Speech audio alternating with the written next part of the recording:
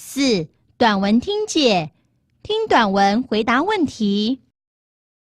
When Emma was a student, she usually wore jeans and a t-shirt. On hot summer days, she used to wear shorts. It was convenient for her because she didn't have to iron them.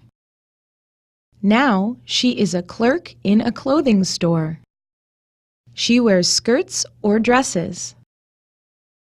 She wears them when she hangs up coats and jackets, folds the clothes, and mops the floor. At first, she didn't feel good, but now she likes to wear skirts or dresses. She becomes prettier and happier.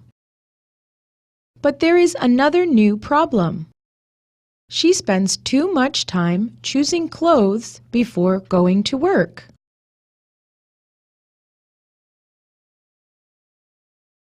When Emma was a student, she usually wore jeans and a t-shirt. On hot summer days, she used to wear shorts. It was convenient for her because she didn't have to iron them. Now, she is a clerk in a clothing store.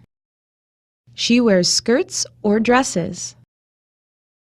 She wears them when she hangs up coats and jackets, folds the clothes, and mops the floor. At first, she didn't feel good, but now she likes to wear skirts or dresses. She becomes prettier and happier.